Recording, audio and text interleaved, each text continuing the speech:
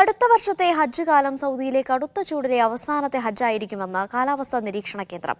അടുത്ത വർഷം വേനൽ തുടങ്ങുന്ന ഘട്ടത്തിലാണ് ഹജ്ജ് അവസാനിക്കുക. തൊട്ടടുത്ത വർഷം മികച്ച കാലാവസ്ഥയിലായിരിക്കും ഹജ്ജ്. ഈ വർഷം കൊടും ചൂടിലാണ് ഹജ്ജ് കാലം ആരംഭിച്ചത്. മക്കയിൽ സമീപകാല ചരിത്രത്തിൽ ആദ്യമായി 51 ഡിഗ്രി സെൽഷ്യസിൽ വരെ താപനില എത്തിയിരുന്നു. നിരവധി ഹാജിമാർക്ക് സൂര്യതപം ഏൽക്കുകയും ആശുപത്രിയിലാവുകയും ചെയ്തു.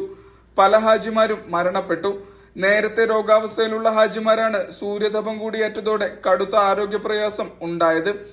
അടുത്ത വർഷത്തെ ഹജ്ജ് കാലം വേനലിന്റെ തുടക്കത്തിലായിരിക്കും. തൊട്ടടുത്ത വർഷമായ 2026 മികച്ച കാലാവസ്ഥയിലായിരിക്കും ഹജ്ജ് ഉണ്ടാവുക. 2026 എത്തിക്കഴിഞ്ഞാൽ പിന്നീട് 17 വർഷങ്ങൾക്ക് ശേഷമായിരിക്കും വേനൽക്കാലത്തിൽ വീണ്ടും ഹജ്ജ് എത്തുക. അത്രയും കാലം മെച്ചപ്പെട്ട കാലാവസ്ഥയിലായിരിക്കും ഹജ്ജ് നടക്കുക.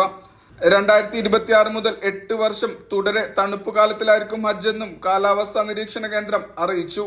കാലാവസ്ഥാ വ്യതിയാനങ്ങളുടെ ഭാഗമായുള്ള പ്രയാസങ്ങളും ഹജ്ജിൽ അനുഭവപ്പെടാറുണ്ട്.